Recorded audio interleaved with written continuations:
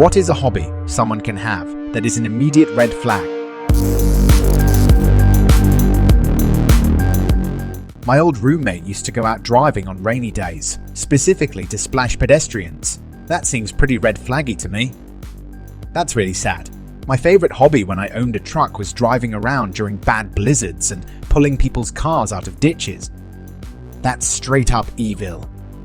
Yeah, it is. I remember taking the bus late one Saturday night after work to get Easter candy, baskets and toys for my kids the next morning. Then, right before the bus came, someone purposely splashed me at the bus stop by veering into a large gutter puddle, and everything was ruined. Bro, how crappy of a human being do you have to be to do crap like this? You have no idea what people are going through, and you literally can ruin someone's day just because you wanted 5 seconds of being funny. Good job, moron. When a person is so preoccupied with their social media that this person hasn't had time to actually live and communicate in the moment. It's fine if you can communicate about it and make arrangements, but I am not dating a person in a three-way relationship with Facebook. I would be totally fine with a person that has to have a heavy social media presence for work, but I would want to be able to set boundaries that work for both of us. Yeah, my sister-in-law talks about influencers as if they are her friends in real life. I can't have a conversation with her without her taking out her phone and showing me someone she followed before they got famous. It's exhausting and honestly awful to talk with her. Her husband, my brother, has suggested she see a counselor about it and believes she genuinely thinks in her head that she knows these people. Oh, by the way, she's in her freaking late 40s. I'm sure there's similar posts in English, but I recently watched a French YouTuber do a kind of public service announcement to his own community.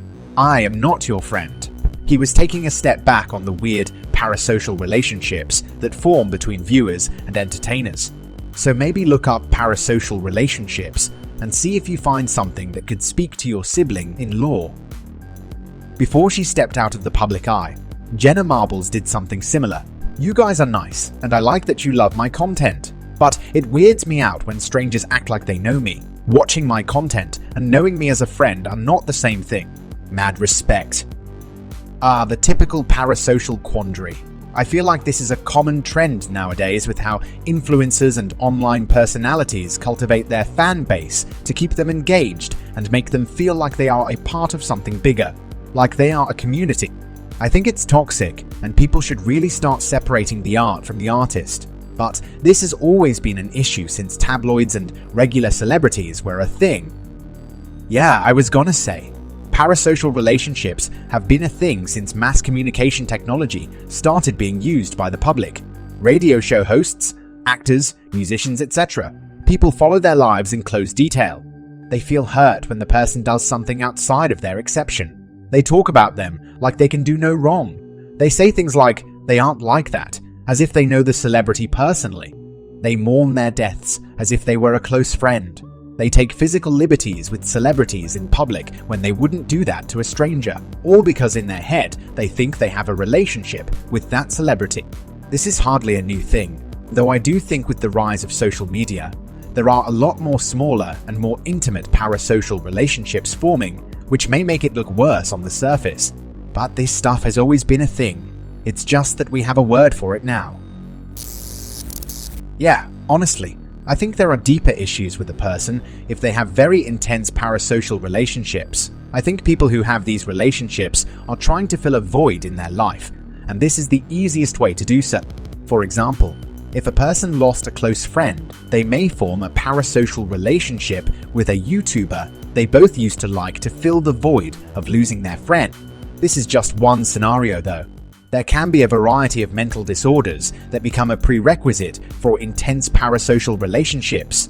Maybe I'm just weird, but if I saw a celebrity I enjoyed watching in person, I would literally just look at them and be like, holy crap, that's Johnny Depp. I'd be a little in shock for a moment, but I would carry on after acknowledging him. Cutting the eyes out of pictures of women in magazines. My grandmother had a habit of cutting out the entire picture of women from every newspaper, book, or magazine that entered her house. She didn't want my grandfather looking at any other women. She got mentally jealous after having a breast cancer scare in the 60s or 70s. It led to a full double mastectomy. We would be reading a popular science magazine sometimes and be like, oh, I didn't need to finish reading that article anyway, because there would be a big hole there. The funniest thing happened about a month after she passed away. I was driving my grandfather home from somewhere and we were stopped at a traffic light.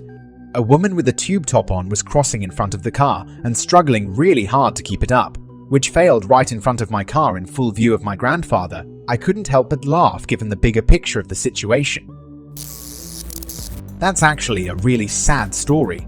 The grandmother legit was jealous of all other women because they had breasts, but she had to get hers removed.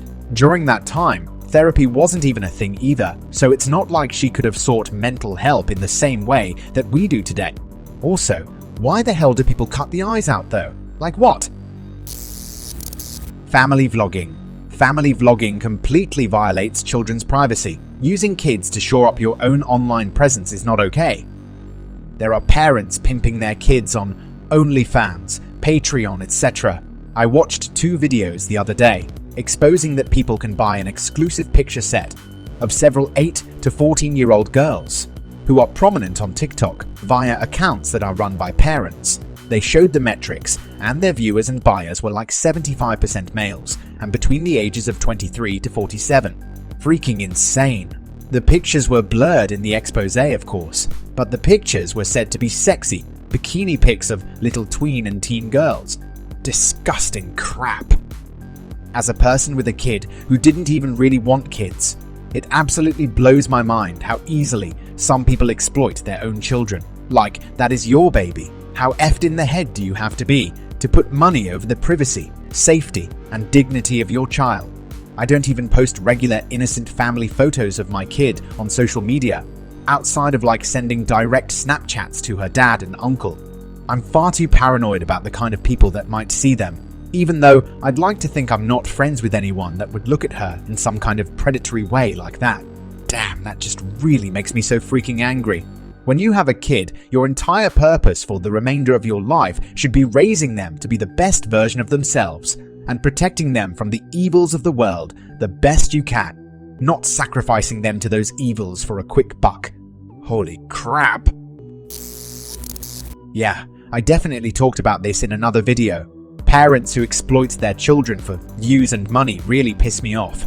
The thing that gets me is that these kids have no clue what is actually going on, and they have no real say or consent in the matter. What if they grow up and they now have to live with the fact that their entire life was filmed and permanently released to the public to be viewed by anyone, forever? This is one of those things that gets under my skin and pisses me off. I hate people who exploit and take advantage of people who cannot really consent on their own. Influencing. Back in 1990 we had them. They were called commercials, then infomercials, then the crap just became ridiculous.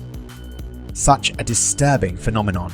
I was in line at a touristy ice cream shop near me, and the line was probably 20 deep at that point.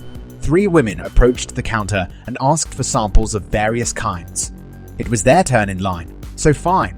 Next thing you know, one whips her cell up and starts making a live video of how they just discovered this place.